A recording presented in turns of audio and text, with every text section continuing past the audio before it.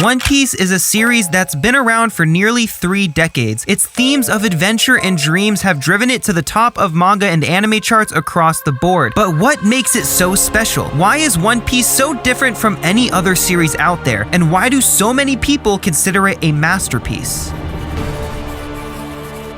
The story of One Piece starts out as a simple one. A young boy, Monkey D. Luffy, sets out on his journey to become the king of the pirates and find the hidden treasure, the One Piece. However, the good-natured, classic adventure shonen slowly begins to shed its skin the more you read or watch it, revealing a much more twisted and dark world full of prejudice, slavery, oppression, and secrecy. A world with a deeply corrupted global government that stands as the root cause for all of the evil our main characters face throughout their journey. The warlord system, in which strong, recognized pirates have the right to piracy so long as a portion of their obtained wealth is shared with the government. The celestial dragons, so corrupted by intangible power, feel disgusted by breathing the same air as the people who live below them. Their families brand and enslave men, women, and children of all races. They sit on their backs as if they were horses and poke them with blades to see how much they can bleed. They have thousands upon thousands of slaves underground their homes, simply moving the ground above until they die from exhaustion. The Navy, a force of power with the epithet of good, is routinely used for destruction, a defense force against piracy conditioned to protect the secrets of the world government while maintaining their supremacy. Whether it's slaughtering an entire island of scholars, putting bounties on young children based on their knowledge, or making deals with pirates for the sake of generating a profit, they still do anything and everything, all in the name of absolute justice. The person directly opposed to this establishment is the main character, Luffy. Luffy's character is another huge reason why fans love the story of One Piece. People love Luffy. As soon as Luffy begins his journey, he meets a young boy whose dream it is to become one of these naval marines. The young boy, Kobe, soon learns about its corruption and makes it his personal mission to fix it from the inside. Because that's what Luffy does to people he meets and people he becomes friends with. He motivates them to chase their dreams, to not let anything or anyone stand in their way. That characteristic, along with his undying loyalty to those who he considers his friends, is why Luffy is able to gather so many people around him who want to help him achieve his dream. But little does he know that what comes after his dream is realized could be the culmination of all the evil secrets in the world and the abolishment of the world government. But somehow, for some reason, Luffy finding the One Piece is gonna be funny. See, that's the thing about One Piece. No matter how dark it gets, no matter how evil or how sad a character's backstory is, at the end of the day, Oda will still make you laugh and feel joy. Oda will take an extremely dark subject matter that will twist the way you think about something. He will then flush it out with an incredible amount of nuance, and then Luffy will come back to brighten up the day. It's one of those reasons why One Piece is so endearing to so many people. It really makes you think, it makes you laugh, and even makes you cry. And when someone finally catches up to the series, it really brings this sense of investment that most don't really expect when they start the story.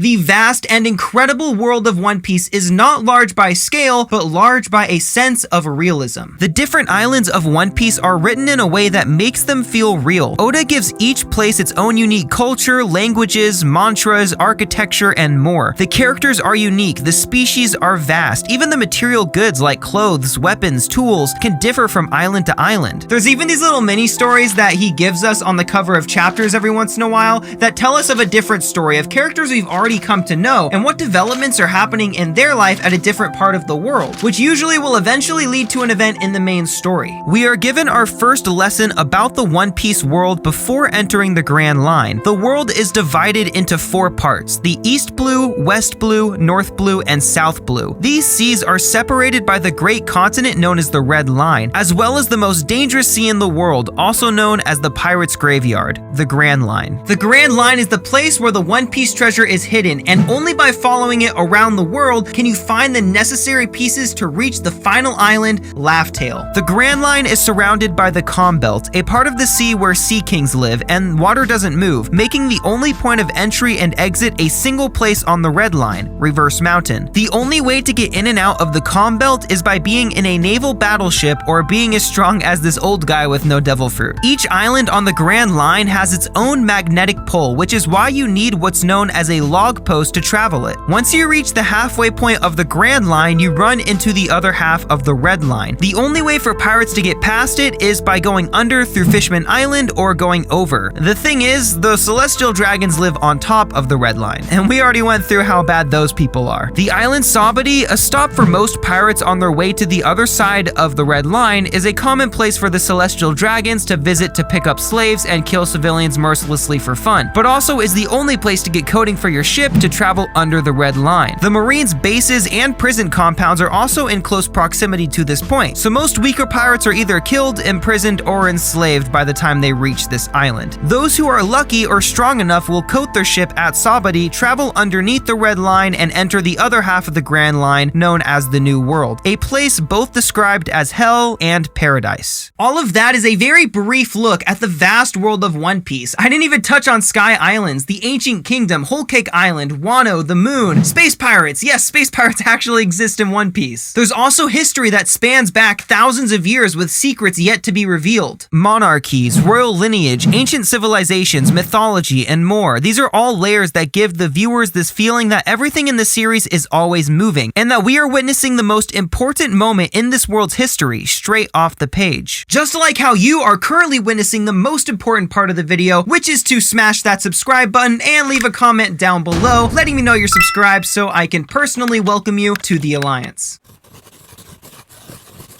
There are so many different themes explored in this amazing series. Oda explores many long-debated philosophical concepts such as destiny and free will. He explores the impact poor material conditions can have on the minds and lives of ordinary citizens, and how corruption can manifest in different political structures. He explores the failures of government, the balance of law, social conditioning, and how it's usually the ones at the top who determine what justice really means. He tackles the huge issue of racism and its root causes. He poses many real-life questions in this fictional world that, intentionally or not, make the readers reconsider many preconceived notions and beliefs. However, at least in my opinion, the main themes of One Piece have always been freedom and dreams. Each character in the series has their own dreams or ambitions. Some characters in the series even doubt the legitimacy of dreams, only to become dreamers themselves. Each of the Straw Hats joined Luffy because of a dream. Luffy is going to help them reach those dreams, and they will do the same for him. It's that light-hearted main theme of the series that makes it so easy to fall in love with early on. Then, as you gain more interest and move forward in the series, you start to gain this sense of appreciation for all of these multifaceted layers as they continue to be fleshed out. The other main theme, freedom, plays a crucial role in every single arc, all the way from Luffy's first interaction with Alvida and Kobe to Luffy's current predicament in Wano. Luffy is a character who embodies freedom. He is like an unstoppable force of nature that destroys everything standing in the way of what he considers true freedom. He is a warrior of liberation. Luffy grew up near a kingdom where the lower class citizens were condemned to a place called the Grey Terminal. All the while, the aristocrats of Hightown looked down at them in disgust. The higher-ups of the kingdom eventually plot to burn down Grey Terminal and everybody in it because it looks unsavory next to their glorious kingdom. This early exposure to injustice is what would lead Luffy to want to become the freest man on the seas, the Pirate King.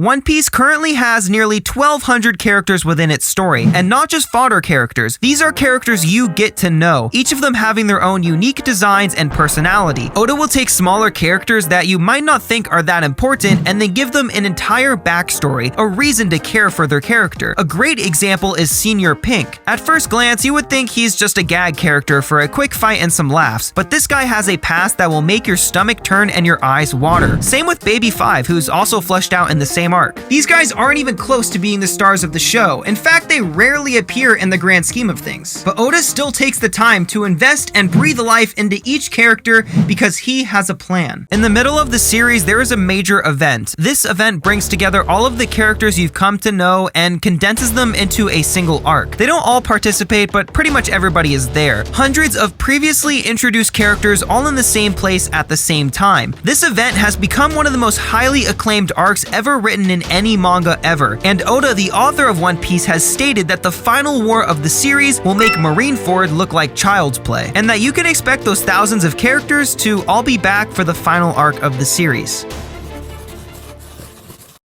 What do Star Wars, Lord of the Rings, Game of Thrones, Marvel, DC, and One Piece all have in common? A huge, cult-like fan base. The One Piece community is both famous and infamous for its many different factions. We have theorists that post their ideas on Twitter, Reddit, or YouTube like myself. We have power scalers, reaction-based creators, artists, news reporters, and a constantly growing presence on YouTube founded by OGs like Tekking 101, Rogers Base, BDA Law, Joyboy Theories, O'Hara, Mr. Morge, Grand Line Review, and more. Channels that I believe are a huge part of the reason One Piece is so popular in the West, but more on that another time. The One Piece community has cultivated a vast amount of memes, sounds popularized on TikTok, as well as phrases or inside jokes only fans would recognize. A popular one being Goda, which is how the community refers to the author due to the godly way he constructs the series. Another fun meme being to add the initial D to pretty much anything to make it seem more powerful or profound than it actually is. God D Usopp, Buggy D Clown, Down D Stairs, it just gets weirder from there. As amazing as the community is, it's definitely not without its flaws. The biggest, I think, is the pressure it puts on other people to watch the series. I think everybody should try One Piece. It really is a masterpiece and something that should be appreciated. Understandably, those who feel this way about the series really want to share that feeling with others because it feels good to have someone you know who enjoys the same things you do. It also feels good to spread awareness about things you care about. However, some One Piece fans tend to take this to an extreme level, to the point where they'll berate someone to watch or read One Piece until they are no longer interested, due to how much pressure was put on them to start a series that really does take a certain amount of commitment to start. For me, rereading the manga can take months sometimes, even longer if I'm busy with things like school or work. I can only imagine how long it would take to catch up to the series starting from episode 1. I definitely think there are better ways than others to get the best experience and most enjoyment out of One Piece, but just telling people over and over again to watch this show, it's the best thing ever, is only going to eventually annoy the other person and lead them to no longer be interested. I think you either have to create intrigue subtly or just let the series fall into their lap. The One Piece community, personally for me, has given me the most fulfillment out of any other piece of media I've ever experienced. And it's that shared love for the series across the world that has led to so many monumental things to take place. I mean, they turned the legendary Tokyo Tower, a national monument in Japan, into a One Piece theme park. Unfortunately, it shut down during COVID, but come on, how crazy is that? They literally have statues of the Straw Hat Pirates all over Japan, and the hundreds of thousands of One Piece fans in the YouTube community were responsible for getting Whoop Slap, an extremely minor character, to the top 100 character chart simply for the meme. This community has power, it has influence, and it has so many amazing people there to welcome anyone new to One Piece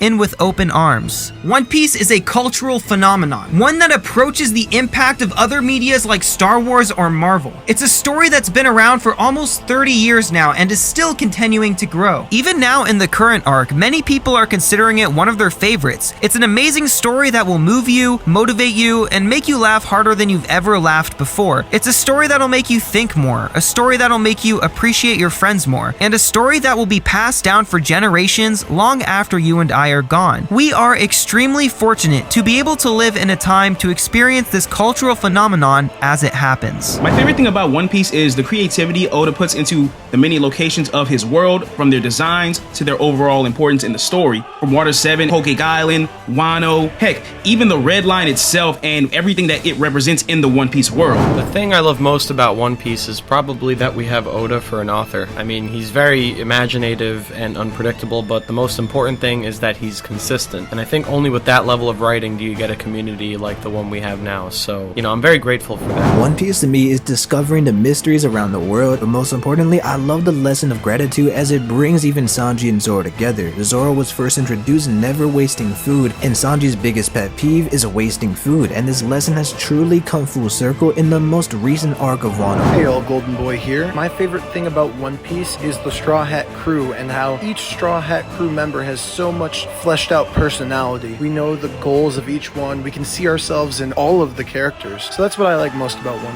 Piece. No show mixes the serious and the fun better than One Piece. What is required to achieve one's goal in life, and One Piece does it in a way that is the most enjoyable experience for the viewer. Do you know how One Piece was made? It's pretty crazy. If you want to learn how, I suggest you click this video right here.